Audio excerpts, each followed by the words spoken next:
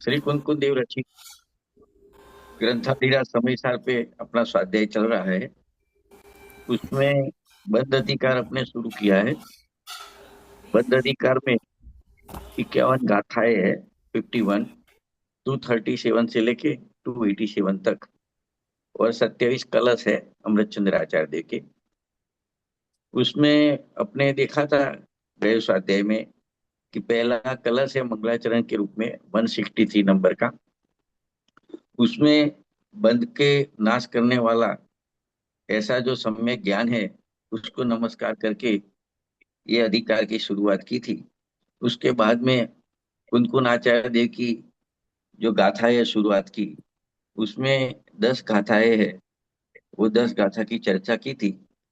उसमें पहली 5 गाथा है, उसका विषय ये था, दृष्टांत देके समझाया था कि अज्ञानी मिथ्या दृष्टि को अपने उपयोग में यानी ज्ञान के साथ राग आदि की एकता होती है तो उसको बंद होता है। ये बात समझाई थी। और बाकी की 5 गाथा में समझाया था कि सम्यक दृष्टि जीव को राग आदि के साथ ऐक्यपना नहीं होता, इसके लिए उसको बंद नहीं होता। तो उसका उदाहरण दिया था कि जैसे कोई अपने शरीर पे तिल का मर्दन करके आता है तो उसको वो धूल चिपकती है। और जो नहा के वो तिल की मालिश दूर करके आता है तो उसको धूल धूल नहीं चिपकती है। इसी तरह जो रागादि के साथ ऐक्यपना करता है उसका स्वामी बनता है, उसको बंद होता है। लेकिन राग होते हुए राग के साथ एकता नहीं करता, स्वामी नहीं बनता, तो उसको बंद नहीं होता। उसके बाद में 2 कलश थे, 165 166 नंबर के। तो वही बात को उसमें बताया था। फिर 167 नंबर का कलश अपने अंतिम लिया था गए से आता स्वाध्याय है, में। इसका मतलब क्या है? उसमें हाँ, तो जैन शब्द बना है जिन धातु से, और जिन का अर्थ होता है विजेता। विजेता मतलब कोई उदय राजा या सर म्यूट योद्धा कीजिए। जिसने कोई युद्ध जीता हो। नहीं नहीं, यहाँ पर विजेता का अर्थ बहुत गहरा है। विजेता उदय वो है। सर 150 नंबर के कलश में अमृतचंद्र आचार्य ने एक बात अच्छी कही थी कि जो करना वही खरेखर कर्म का राग है, क्रिया का राग है। मतलब जिसको कर्तृत्व बुद्धि रहती है उसको ही राग बोला है। और वही राग को अध्यवसान यानी विपरीत अभिप्राय है, करने का अभिप्राय है, उससे उसको बंध होता है। तो उस तरह से बात किया था। अभी आज चलेगी 10 गाथाएं चलेगी, 247 से 256। तो देखो उसमें पहली 6 गाथाएं की वो जीवन मरण संबंधी कर्तापणे का अभिप्राय रहता है कि मैं दूसरे को मार सकता हूँ, दूसरे को बचा सकता हूँ, या दूसरा मेरे को मार सकता है, बचा सकता है। ऐसा मिथ्या अभिप्राय जिसको रहता है कर्ता बुद्धि का, उसको वो बंद होता है, ऐसी बात है। और वहाँ ये भी कहा है कि जीव जब आयु समाप्त होती है तो मरता है। तो कोई किसी का आयु तो हर ले सकता नहीं है, तो वो किसी को मार कैसे सकता है। और जब जिसकी आयु होती है तब वो जिंदा रहता है, तो कोई आयु तो दे सकता नहीं है, तो किसी को मतलब जीवन भी दे सकता नहीं है। तो जीवन मरण संबंधी 6 गाथाएं हैं। और ऐसे बाकी की 4 गाथाएं सुख दुख संबंधी है। उसमें ये कहना है कि हर एक व्यक्ति को सुख दुख अपना होता है, कोई किसी को सुखी नहीं कर सकता, दुखी नहीं कर सकता है। फिर भी जिसका ऐसा अभिप्राय है कि मैं दूसरे को सुखी दुखी कर सकता हूँ, दूसरा मेरे को सुखी दुखी कर सकता है, वो उसका मिथ्या अभिप्राय है। तो इस प्रकार से आज ये गाथा चलने वाली है। तो उसमें अपने आज गाथा की शुरुआत करते हैं 247 से। पहली 3 गाथा है वो मरण संबंधी है कि अज्ञानी मिथ्या दृष्टि का ऐसा अभिप्राय रहता है कि मैं दूसरे को मार सकता हूँ या दूसरा मेरे को मार सकता है। तो ये गाथा 247 नंबर की गाथा है, मैं पढ़ता हूँ। उसमें मिथ्या दृष्टि की जो आशंका रहती है, मिथ्या अभिप्राय रहता है, उसकी बात की है। तो गाथा का पाठ ऐसा है, जो मानता मैं मारू पर अरु घात करे पर मेरा, सो मूढ़ है, अज्ञानी है, विपरीत इससे ज्ञानी है। मतलब मैं किसी को मारूं, कोई मेरे को मारे, ऐसी जिसका अभिप्राय है वो मूढ़ है, अज्ञानी है। और ज्ञानी को इससे विपरीत अभिप्राय होता है, मतलब ये ऐसा मानता नहीं है, इसके लिए वो ज्ञानी है। फिर 248 नंबर की गाथा में कहा कि ये अभिप्राय वो मूड क्यों है, अभिप्राय मिथ्या क्यों है, कि इसके लिए गाथा लिखी, दो बाकी की गाथा लिखी। हे आयु क्षय से मरण जीव का, यही जिनवर ने कहा, तू आयु तो हरता नहीं, तेने मरण कैसे किया। इसी तरह कृषि गाथा में कहा, हे आयु क्षय से मरण जीव का, यही जिनवर ने कहा, वे आयु तुझे दे सकते नहीं, तो मरण तुझ कैसे किया। तो इस प्रकार से ये मरण संबंधी तीन गाथा है। बाकी जीवन संबंधी तीन गाथा है, इसके बाद वाली है 250 नंबर की गाथा, 250, 51 और 52। तो उसमें 250 नंबर की गाथा में कहा, जो मानता मैं पर को जिलाऊं, मुझ जीवन पर से रहे, सो मूढ़ है अज्ञानी है, विपरीत उससे ज्ञानी है। फिर 251 नंबर की गाथा में कहा, जीतव्य जीव का आयोदय से, यही जिनवर ने कहा, तू आयु तो देता नहीं, तेने जीवन कैसे किया। और 252 नंबर में कहा, जीतव्य जीव का आयुदय से, यही जिनवर ने कहा, वे आयु तुझ देते नहीं, तो जीवन तुझ कैसे किया। तो इस प्रकार से छह गाथा है, उसका सीधा गद्य में पढ़े तो इस प्रकार से इसका छह गाथा का भाव निकलता है। कि पहले मरण संबंधी तीन गाथा इस प्रकार से है, कि जो यह मानता है कि मैं पर जीवों को मारता हूँ और पर जीव मुझे मारते हैं, वह मूढ़ है, अज्ञानी है। और जो इससे विपरीत मान्यता वाला है, अर्थात ऐसा नहीं मानता है, वह ज्ञानी है।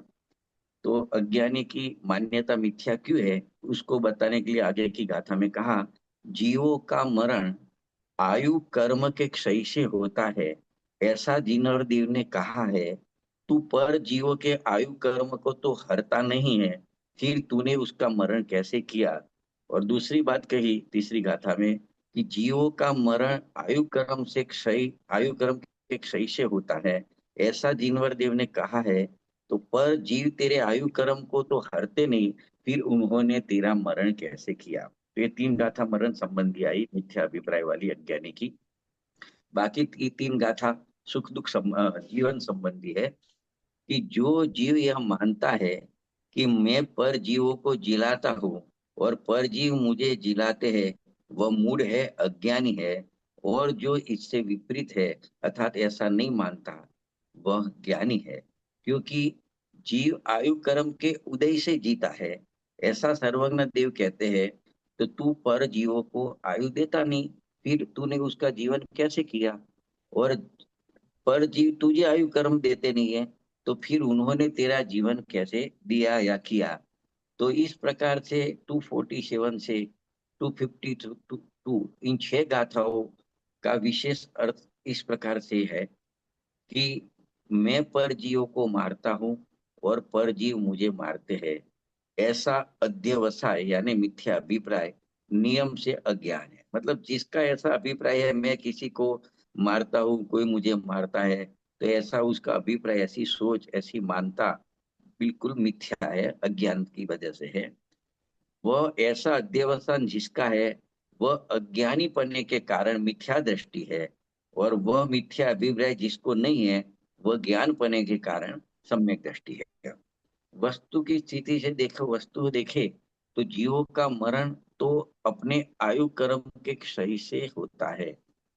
क्योंकि अपने आयु कर्म के क्षय के अभाव में मरण होना अशक्य है। जैसे भूकंप आते हैं, कितने लोग दब जाते हैं, तो सब तो मरते नहीं है, 2-3 दिन बाद में भी जिंदा निकलते हैं।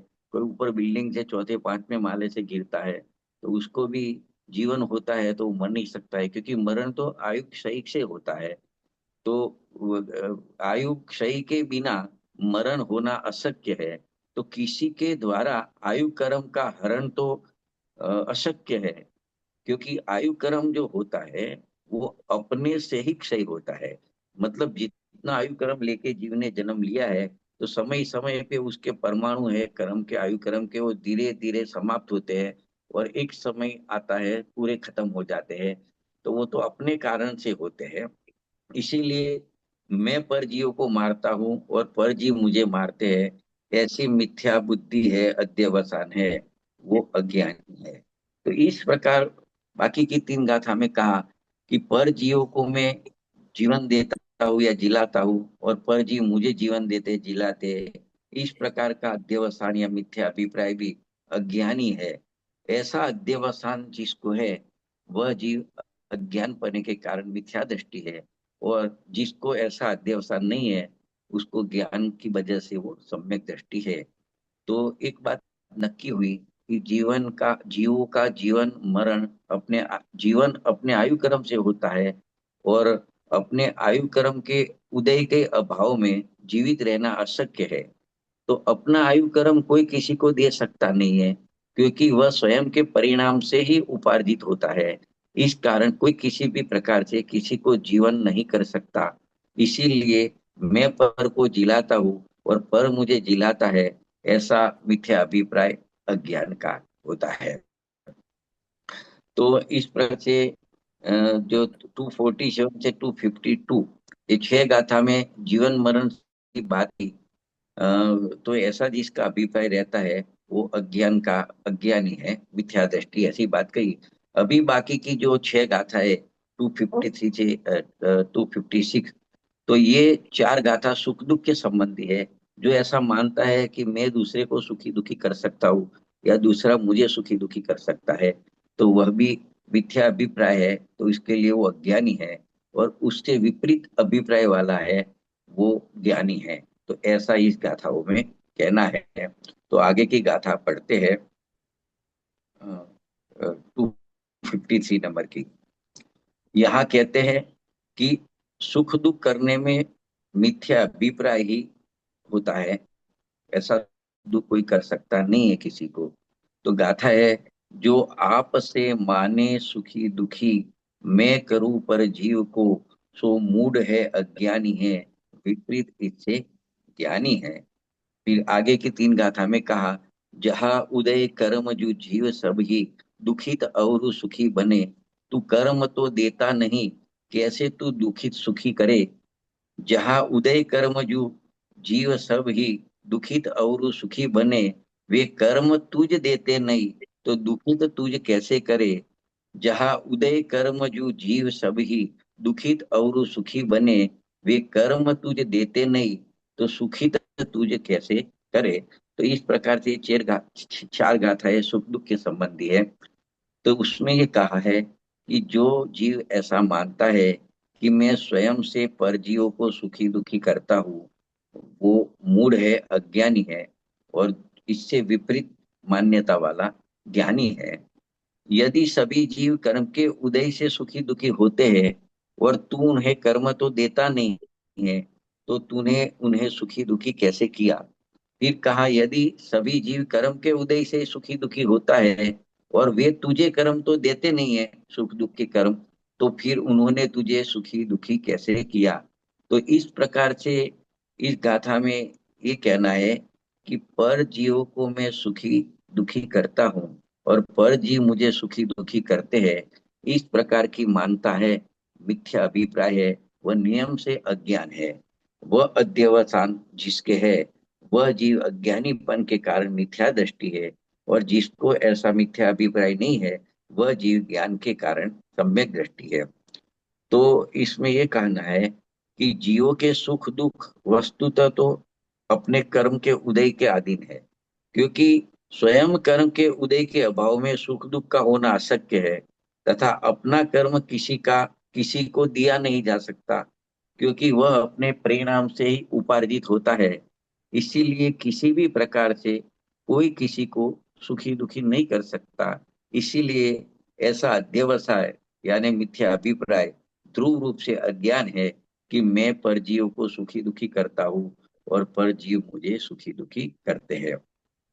तो ये 10 गाथाया, पहली तीन गाथा मरण संबंधी मिथ्या अभिप्राय का ही, फिर दूसरी तीन गाथा जीवन संबंधी मिथ्या अभिप्राय का ही, बाकी की चार गाथा सुख दुख संबंध में मिथ्या अभिप्राय वाली आई। तो ये 10 गाथा टोटल ऐसे हुई। उसके बाद में अमृतचंद्र आचार्य ने लोग काव्य लिखे हैं, वो काव्य में यही 10 गाथा में जो बात आई, उसकी पुष्टि की है। अमृतचंद्र आचार्य ने काव्य के रूप में भी यही कहा है। उन्होंने 168 नंबर के कलश में कहा कि इस जगत में जीवों के मरण जीवन दुख व सुख सब सदैव नियम से अपने कर्मोदय से होते हैं। कोई दूसरा पुरुष किसी दूसरे पुरुष के जीवन मरण और सुख दुख को करता है, ऐसी मान्यता ही अज्ञान है। बाद में 169 के कलश में कहा कि इस अज्ञान के कारण जो पुरुष एक पुरुष के जीवन मरण और सुख दुख को दूसरे पुरुष के द्वारा किए हुए मानते हैं, ऐसा जानते हैं, पर कर्तृत्व के इच्छुक वे पुरुष अहंकार से भरे हुए आत्मज्ञाती मिथ्या दृष्टि है। तो इस प्रकार से 247 से 256 10 गाथा और ये दो कलश में ये बात जो कि उसका थोड़ा अपने एक अलग प्रकार से चर्चा करके उसका स्पष्टीकरण करते हैं। जो नियम है, शाश्वत नियम है, वो नियम के मुताबिक कुनकुन आचार्य ने जो बात कही है, कुदरत का नियम, उसके हिसाब से बात चल रही है। तो देखो आचार्य देव ये समझाते हैं कि तीन लोक और तीन काल में सभी संसारी जीव के पूर्व कर्म उदय में आते हैं और वह रस देते हैं जीवन मरण सुख दुख का। तद अनुसार कोई व्यक्ति दीर्घ आयु को प्राप्त करता है और कोई व्यक्ति अल्प आयु में ही मरण को प्राप्त होता है। इसी प्रकार कोई दुखी होते हैं, कोई सुखी होते हैं और कोई सामान्य स्थिति में रहते हैं। तो वस्तु स्थिति ऐसी है, फिर भी अज्ञानी मूढ़ जीव ऐसा मान लेते हैं कि मैं दूसरे को जिलाता हूँ, दूसरे को मारता हूँ, दूसरे को सुखी करता हूँ, दुखी करता हूँ। ऐसी उसकी अहम बुद्धि होती है। इसके कारण अनादि कालन की भूल के कारण और भ्रम के कारण उसके पास मिथ्या धर्म है, तो उससे उसको कर्म बंधन होता है। तो संसार में जितने भी जीव है, संसारी जीव, वे सभी असहाय है। असहाय मतलब उन्हें किसी की अपने जीवन मरण सुख दुख में किसी अन्य की सहायता की आवश्यकता नहीं है, क्योंकि कोई किसी का मालिक नहीं है। जिसने पूर्व में जैसे कर्म बांधे हैं, जैसे कर्म सत्ता में पड़े हैं, वही कर्म वैसे उदय में आते हैं, तब कर्म के उदय अनुसार वैसी अवस्था उनकी बनती है।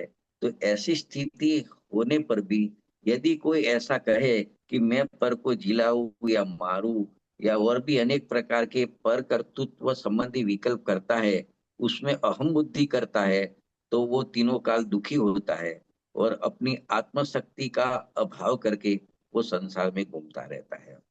तो देखो ये बात कुनकुन आचार्य देव ने खाली नहीं कही है, अमृतचंद्र आचार्य ने कही है। तीर्थंकर परमात्मा की वो कहते हैं कि हम उनकी साक्षी पूर्वक कहते हैं, एक बात तो कि हम उनकी साक्षी पूर्वक कहते हैं कि जिन देव ने ऐसा कहा है, ऐसा गाथा माते सर्वज्ञ भगवान ने ऐसा कहा है, तो उनकी साक्षी पूर्वक यह बात स्पष्ट रूप से कहते हैं कि जो व्यक्ति ऐसा मानता है कि मैं दूसरे को मारता हूँ और दूसरा मुझे मारता है, मैं दूसरों की रक्षा करता हूँ, दूसरा मेरी रक्षा करता है, मैं दूसरे को सुखी दुखी करता हूँ, दूसरा मुझे सुखी दुखी करता है, तो वह व्यक्ति मूढ़ है, अज्ञानी है। तथा ज्ञानियों की मान्यता इससे विपरीत होती है। मतलब तात्पर्य यह है कि एक द्रव्य दूसरे द्रव्य का कर्ता हरता धरता मानना वह अज्ञान और मिथ्यात्व है। तो जब सर्वज्ञ भगवान की हाजिरी में कोई बोल रहा है, बड़े लोग के सामने कुछ बात बतानी होती, तो उसको सत्य बात है, उसका प्रमाण रहता है। दूसरी, ये मुनिराज सत्य महाव्रत के धारी है। उनके जो महाव्रत होते हैं, एक सत्य महाव्रत भी होता है, और तो मतलब वो कभी झूठ उनकी बात होती नहीं है। तो अपनी बात को सिद्ध करते हुए आचार्य भगवान कहते हैं कि 100 इंद्रों की उपस्थिति में, चार ज्ञान के धारी गंधर्व देव की उपस्थिति में, तीर्थंकर भगवान ने अपनी वाणी में, दिव्य धनी में डंके की चोट पर यह बात कही है कि जगत के प्रत्येक प्राणी अपने आयु कर्म के क्षय से मरण को प्राप्त होते हैं और आयु कर्म के उदय से ही जीवित रहते हैं। तो फिर कोई किसी के जीवन मरण का उत्तरदायी कैसे हो सकता है?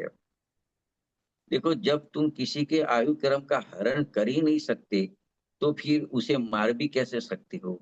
इसी प्रकार जब कोई व्यक्ति तुम्हारे आयु क्रम का हरण नहीं करता, तो वह तुम्हें कैसे मार सकता है? तो यही बात जीवन के संदर्भ में भी कही जा सकती है कि जब प्रत्येक प्राणी अपने आयु क्रम के उदय से जीवित रहता है, और जब तुम किसी को आयु क्रम दे नहीं सकते हो, तो फिर तुम उसकी रक्षा किस प्रकार कर सकते हो? इसी प्रकार जब कोई अन्य व्यक्ति तुम्हें आयु कर्म नहीं दे सकता है, तो फिर वह तुम्हारी रक्षा भी कैसे कर सकता है। तो इस प्रकार से जैसे जीवन मरण संबंध में देखा, उसी प्रकार सुख दुख के संदर्भ में भी घटित कर लेना चाहिए कि प्रत्येक जीव अपने शुभ कर्म के उदय अनुसार लौकिक सुख को प्राप्त करता है, अनुकूल संयोग को प्राप्त करता है, और अशुभ कर्म के अनुसार दुख को प्राप्त करता है, प्रतिकूल संयोग को प्राप्त करता है। ये परम सत्य जिनेन्द्र भगवान की वाणी में आया है। ऐसा कुंकुन आचार्य देव, अमृत चंद्र आचार्य देव कहते हैं कि जब तुम किसी को भी शुभ कर्म या अशुभ कर्म दे ही नहीं सकते, तो फिर तुम उसे सुखी दुखी भी कैसे कर सकते हो, क्योंकि सुख दुख को कारण तो अपने कर्म के उदय अनुसार होता है। इसी प्रकार जब कोई तुम्हें शुभाशुभ कर्म नहीं दे सकता है, तो वह तुम्हें सुखी दुखी कैसे कर सकता है। मतलब क्या निकला कि प्रत्येक प्राणी अपने सुख दुख एवं एवं जीवन मरण का कर्ता धर्ता हर्ता स्वयं ही है। अपने भले बुरे का उत्तरदायी भी संपूर्ण स्वयं ही है। इस परम सत्य का परिचय नहीं होने के कारण अज्ञानी जीव अपना सुख दुख जीवन मरण का करता हरता अन्य जीवों को मानकर अकारण ही उनसे राग द्वेष किया करता है। तो अज्ञानी का यह राग द्वेष मोह परिणाम ही उनके अनंत दुखों का मूल कारण है। तो इस प्रकार अपने देखा कि पर में ममत्व और कर्तृत्व बुद्धि से उत्पन्न होने वाले ऐसे राग देश मोह के परिणाम को जड़ मूल से उखाड़ के फेंकने वाले इस महासिद्धांत को जगत के सामने रखकर आचार्य कुनकुन देव ने हम सबका महान उपकार किया है। क्योंकि जगत जनों के जीवन का सर्वाधिक समय इसी चिंता और आकुल व्याकुलता में जाता है कि कोई हमें मार न डाले, दुखी न कर दे, मैं पूर्ण सुरक्षित रहूं, जीवित रहूं, सुखी रहूं। अपनी सुरक्षा के उपायों में ही हमारी सर्वाधिकता शक्ति लगी रहती है, उसमें ही अपनी बुद्धि लगी रहती है, उसमें ही अपना श्रम लगा रहता है। इससे अधिक क्या कहे, हमारा संपूर्ण जीवन ही इसी के लिए समर्पित है, इसी चिंता में बीत रहा है। तो देखो, इसमें कर्म की बात करें ये बाजू से, तो कर्म भी जीव स्वयं कृत शुभाशुभ भावों के अनुसार स्वयं ही बंधता है। जीव जैसे जैसे परिणाम करता है, उसका निमित्त पाकर ऐसे शुभ अशुभ कर्म बंधते हैं। तो इस प्रकार से यह प्राणी अपने जीवन मरण सुख दुख का उत्तरदायी स्वयं ही है, अन्य किसी का इसमें रंच मात्र भी हस्तक्षेप नहीं है। तो इसी बात को इस गाथाओं में दृढ़ता से प्रस्तुत किया है कि जो यह मानते हैं कि मैं दूसरे को मारता हूँ या उनकी रक्षा करता हूँ, अथवा दूसरे मुझे मारते हैं या वे मेरी रक्षा करते हैं, वे मूढ़ है, अज्ञानी है। ज्ञानी इनसे विपरीत है, क्योंकि ज्ञानी ऐसा नहीं मानता। वह तो यह स्वीकार करता है कि प्रत्येक व्यक्ति अपने अपने सुख दुख और जीवन मरण का पूर्ण उत्तरदायी स्वयं ही है। कोई किसी के जीवन मरण सुख दुख का करता हरता धरता नहीं है। तो दूसरे को मारने बचाने या सुखी दुखी करने के विकल्प में उलझे, अथवा कोई मुझे मार न दे, दुखी न कर दे, इस कल्पना से भयाक्रांत, अथवा कोई मुझे बचा ले या सुखी कर दे, इस भावना से दिनहीन इस जगत को समझाते हुए कुनकुन आचार्य कहते हैं कि हे भाई, तू एक बार गंभीरता से विचार तो कर कि क्या तेरी आयु शेष रहते कोई तुझे मार सकता है, और आयु समाप्त होने हो जाने पर भी क्या कोई तुझे बचा सकता है। तीसरी बात, अशुभ कर्मों का उदय रहते क्या तुम्हें कोई सुखी कर सकता है, तथा शुभ कर्मों का उदय विद्यमान होने पर भी क्या कोई तुझे दुखी कर सकता है। यदि नहीं कर सकता, तो फिर क्यों व्यर्थ ही भय आक्रांत होता है, दिनहीन होकर किसी के सामने गिड़गिड़ाता क्यों है। तो अनिर्णय की स्थिति में पड़े हुए संशयग्रस्त प्राणी के भय और दीनता का एक ही कारण है, और वह कारण यह है कि अन्य को अपने जीवन मरण और सुख दुख का कारण मानना। तो इसी प्रकार अपने अभिप्राय का कारण भी यह मानना है कि मैं दूसरे को मार सकता हूँ, बचा सकता हूँ, सुखी दुखी कर सकता हूँ। तो मैं दूसरे को मार सकता हूँ, इस मान्यता से उत्साहित होकर यह दूसरे को धमकाता है, अपने अधीन करना चाहता है। इसी प्रकार मैं दूसरे को बचा सकता हूँ, इस मान्यता के आधार पर भी वह दूसरे को अपने अधीन करना चाहता है, सुखी दुखी कर सकने की मान्यता के आधार से इस प्रकार की प्रवृत्तियां चलती रहती है। तो इस प्रकार हम देखते हैं कि पर में हस्तक्षेप करने की जो भावना है वह अपने मन को अशांत करती है, आकुल व्याकुल करती है, हिमदीन बनाती है। यदि हम चाहते हैं कि हमारा चित्त अशांत न हो, आकुल व्याकुल न हो, भयाक्रांत न हो, दीनहीन न हो, तो हमें आचार्य देव की इस पंक्तियों पर गहराई से विचार करना चाहिए, चिंतन करना चाहिए, मनन करना चाहिए और सही निर्णय करना चाहिए। किसी अन्य के कुछ करने धरने से तो हमारा हित अहित कभी होता ही नहीं है, और किसी के आशीर्वाद या श्राप से भी कुछ नहीं होता है। लोक में एक कहावत भी है कि कौवा के कोसने से ढोर यानी पशु नहीं मरते। क्योंकि यदि कौवा के कोसने से पशु मरने लग जावे तो जगत में एक भी पशु का बचना संभव नहीं है। क्यों? क्योंकि लोक में कोसने वाले कौवों की कमी नहीं है। तो इस प्रकार से हम इसमें ये निर्णय कर सकते हैं कि जब तक यह आत्मा यह मानता रहेगा कि मैं दूसरे को मारता हूँ, सुखी दुखी करता हूँ, या दूसरे मुझे मारते हैं, बचाते हैं, सुखी दुखी करते हैं, तब तक दूसरों से राग द्वेष मोह भी होता रहेगा। क्योंकि ऐसे कर्तृत्व के अभिमान से जो आत्मा दूसरों को डराएगा, धमकाएगा, उन्हें अपने अधीन रखना चाहेगा, तो नहीं रहने पर स्वयं खेद खीन होगा, दुखी होगा, संतृप्त होता, तो तनावग्रस्त हो जाएगा, या फिर पराधीन की वृत्ति से दूसरे से डरेगा, उनकी चापलूसी करेगा, उनकी गुलामी करेगा, उनके प्रसन्न न होने पर खेदखीन होगा और दीनहीन होकर तनावग्रस्त हो जाएगा। लेकिन यदि यह आत्मा आचार्य कुंद कुंद के निर्देश अनुसार यह स्वीकार कर ले, यह श्रद्धान कर ले कि न तो मैं किसी को मार बचा सकता हूँ और न सुखी दुखी कर सकता हूँ, तथा न अन्य कोई मुझे मार बचा सकता है, न सुखी दुखी कर सकता है, तो इस प्रकार के सर्व प्रकार के तनावों से वो मुक्त हो जाएगा, सरल हो जाएगा और निश्चित हो जाएगा। किसी को कोई लोग को ऐसी बात ऐसा विचार आता होगा कि ऐसी कुनकुन आचार्य की गाथा से जन सामान्य के सामने कहने से मतलब क्या तात्पर्य है, इस उससे क्या लाभ होगा जन सामान्य को। तो आचार्य देव कहते हैं कि जन सामान्य के सामने इस परम सत्य से तो प्रत्येक प्राणी को लाभ ही लाभ है, क्योंकि तनाव की कमी होना भी अपने आप में एक उपलब्धि है, जो इस परम सत्य के समझने से निश्चित रूप से कम होता है। तो मतलब ऐसा तनाव कम होता है।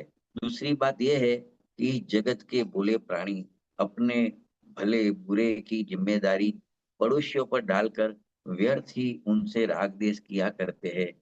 तो वे सत्य को हृदयंगम कर ले तो उनका पड़ोसियों से बैर भाव निश्चित रूप से कम होगा।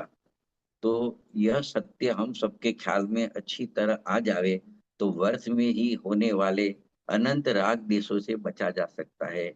दूसरों के सोचने कहने और करने से हमारा कुछ भी भला बुरा नहीं होता। हमारा भला बुरा पूर्णतः हमारे कर्म अनुसार ही होता है। अतः राग देश कम करने का सरलतर उपाय और अपने सुख दुख का कारण अपने में ही खोजना पड़ेगा, अपने ही में ही मानना पड़ेगा, अपने में ही जानना पड़ेगा। क्योंकि यह कैसे संभव है कि हमारे पाप का उदय होए और हमें कोई दूसरा सुखी कर दे। इसी प्रकार ये भी कैसे संभव है कि हमारे पुण्य का उदय होए और हमको कोई दुखी कर दे। अगर यदि ऐसा होने लग जावे तो फिर स्वयं के किए हुए पुण्य पाप का क्या महत्व रह जाएगा। इस संदर्भ में एक अमित गति आचार्य हो गए, उन्होंने बहुत अच्छी बात बताई है कि इस जीव के द्वारा पुण्य के जो शुभ और अशुभ कर्म स्वयं किए गए हैं उनका ही फल उसे वर्तमान में प्राप्त होता है। मतलब पूर्व में जो कर्म किए उसका फल वर्तमान में मिलता है। यह बात पूर्णतः सत्य है। उसका कारण भी दिया है, क्योंकि यदि यह माना जाए कि सुख दुख दूसरे के द्वारा किए जाते हैं तो फिर स्वयं के किए संपूर्ण कर्म निरर्थक सिद्ध हो जाएंगे। तो अपने द्वारा किए गए कर्मों को छोड़कर इस जीव को कोई भी कुछ नहीं देता। जो कुछ भी सुख दुख उसे प्राप्त होता है, वे सब अपने ही शुभाशुभ कर्मों के फल है।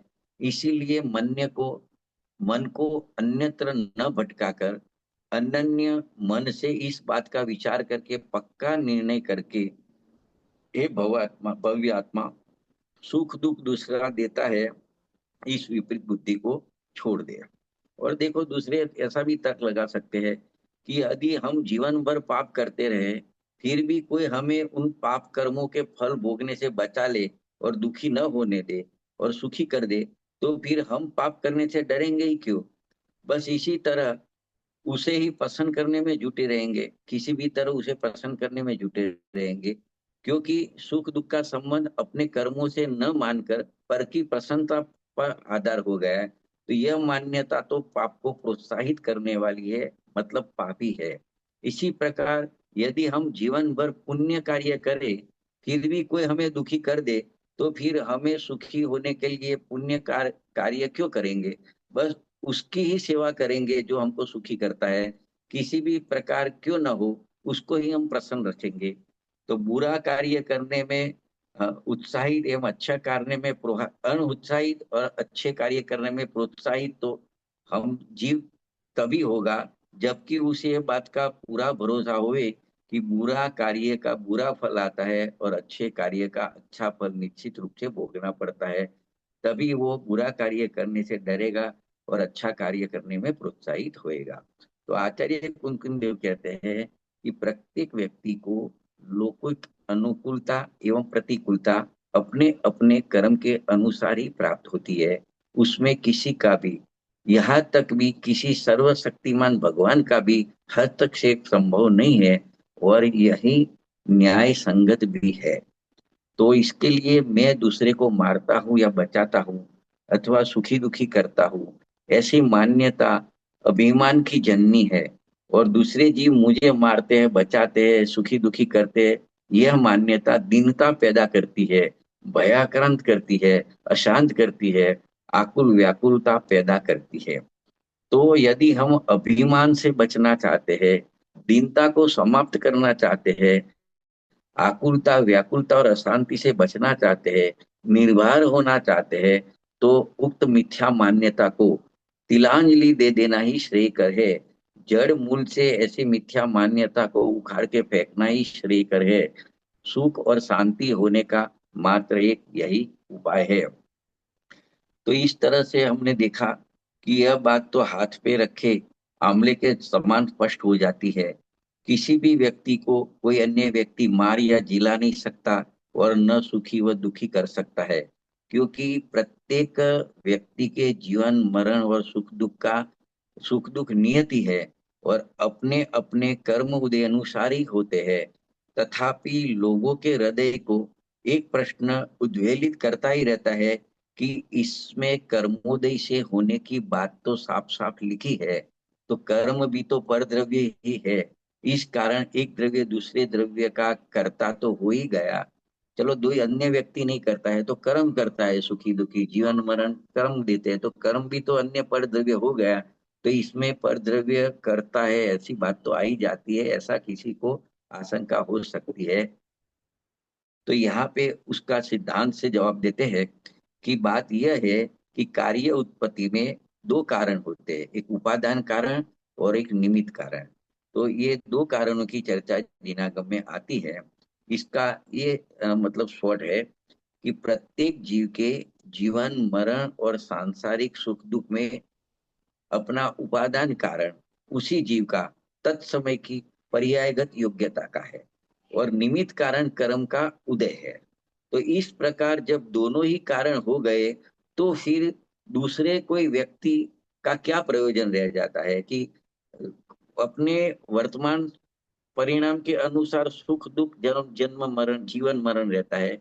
और निमित्त में देखे तो कर्म का उदय बता दिया, अंतरंग निमित्त। तो बाहरंग निमित्त कोई अन्य द्रव्य की क्या वो प्रयोजन तो रहा नहीं कि वो मारेगा बचाएगा सुखी करेगा दुखी करेगा, क्योंकि हर व्यक्ति दूसरे व्यक्ति के सुख दुख का न तो उपादान कारण है और न निमित्त कारण है। इसीलिए यहाँ यह कहा गया है कि एक व्यक्ति दूसरे व्यक्ति के जीवन मरण और सुख दुख का करता नहीं है, तो देखो निमित्त बताया कर्म को, तो कोई दूसरा व्यक्ति किसी को मार नहीं सकता, जिला नहीं सकता, सुखी दुखी नहीं कर सकता। उसका निषेध करने के लिए कहा कि सुख दुख जीवन मरण कर्म से होता है। और वास्तविक कारण देखे तो अपनी उस समय की पर्यायगत योग्यता के उपादान के कारण ही जीवन मरण सुख दुख होता है। तो वो अन्य व्यक्ति किसी को सुखी दुखी नहीं कर सकता है, तो वहां से दृष्टि हटाने के लिए निमित्त तरीके बाह्य निमित्त को छोड़ के अंतरंग निमित्त में कर्म का उदय ले लिया, और मूल कारण तो समर्थ कारण तो उपादान कारण ही रखा। तो इस प्रकार से इसका मतलब खुलासा किया वो प्रश्न का, कि कोई अन्य व्यक्ति सुखी दुखी नहीं कर सकता, लेकिन कर्म तो सुखी दुखी करते हैं, तो कर्म भी परद्रव्य है, तो परद्रव्य का कर्तृत्व तो आ ही गया। तो उसका खुलासा इस तरह से किया। इसी बात को कांजी स्वामी ने बहुत अच्छी तरह से समझाया है, कि उन्होंने कहा कि कुनकुन आचार्य देव ने शुरुआत में जो कहा कि जीवों का जीवित रहना अपने अपने आयु कर्म के उदय से होता है, तो इस कथन में से लौकिक जन यह अर्थ निकालते हैं कि देखो शास्त्र में स्पष्ट लिखा है कि जीव आयु क्रम से जीवित रहता है। इस बात का स्पष्टीकरण आचार्य यहाँ कहते हैं कि यह तो निमित्त की अपेक्षा किया गया कथन है। वस्तुतः दिखे तो दूसरा कोई द्रव्य किसी को जीवित रखे ऐसा वस्तु का स्वरूप ही नहीं है। यहाँ इन गाथाओं में यही वस्तु का स्वरूप स्पष्ट करने का प्रयत्न है। तो आयु कर्म की निमित्ता का ज्ञान कराकर यह सिद्ध कर दिया है कि अन्य जीव तो किसी अन्य के प्राण हरण करने में यथार्थ निमित्त भी नहीं है। अतः यह मानना छोड़ दे कि मैं किसी को मार सकता हूँ या बचा सकता हूँ, या दूसरा मेरे को मार सकता है या बचा सकता है। तो वस्तु स्वरूप से देखा जाए तो आयु कर्म भी जड़ है, वह भी जीवों को जीवित करने में अकिंचित कर है। क्योंकि जब दो द्रव्य भिन्न भिन्न द्रव्यों में अत्यंत अभाव पड़ा है, तो एक दूसरे में क्या कर सकते हैं। जब दोनों वस्तु भिन्न भिन्न ही है, तो कर्म और जीव भिन्न भिन्न है, तो कर्म जीव का क्या करे, कैसे करे, और करे भी क्यों। तो जीव को इस जड़ शरीर में रहना है, पर इसका शरीर में रहना भी अपनी स्वतंत्र योग्यता से होता है, शरीर या कर्म के कारण नहीं। आयु कर्म के कारण रहता है ऐसा शास्त्र में जो कहा है, वो तो निमित्त की मुख्यता से किया गया व्यवहार का कथन है। तो यहाँ निमित्त से कथन करके निमित्त का कर्तृत्व सिद्ध नहीं करना है, बल्कि अन्य दूसरा कोई जीव कर्म या नो कर्म किसी को मार बचा नहीं सकता है, सुखी दुखी नहीं कर सकता है, ऐसा पर के अहंकार ममकार व कर्तृत्व छुड़ाने के पवित्र उद्देश्य से निमित्त का कथन किया गया है। तो इस प्रकार इस संपूर्ण कथन का सार यह निकलता है कि प्रत्येक जीव स्वयं के जीवन मरण और सुख दुखों का जिम्मेदार स्वयं ही है, कोई अन्य नहीं है। अतः अपने जीवन मरण और सुख दुख का करता धरता अन्य को मानकर उनसे राग द्वेष करना व्यर्थ है, अपना ही अहित उसमें होता है। इसीलिए सभी आत्मार्थी भाई बहनों को ये मानना चाहिए, जानना चाहिए कि कि इस प्रकार की मिथ्या मान्यता अगर पड़ी है अपने में, तो उससे अपने आत्मघात होता है, महान पाप होता है। तो उससे बचना चाहिए, और स्वयं का स्वरूप और वस्तु का असली स्वरूप जानकर, वस्तु व्यवस्था का असली स्वरूप जानकर पहचान कर, अपने को जान पहचान के अपने में ही जमकर रमकर अपने अपने लिए सुख का प्रशस्त मार्ग प्रकट करना चाहिए। तो इस प्रकार से ये 10 गाथा और ये 2 कलश में ये बात को अच्छी तरह से आचार्य देव ने समझाई है। तो आज का यहाँ तक अपने सीमित करते हैं, क्योंकि आगे फिर जो गाथा आएगी उसकी भूमिका करके अगले स्वाध्याय में उसको लेंगे।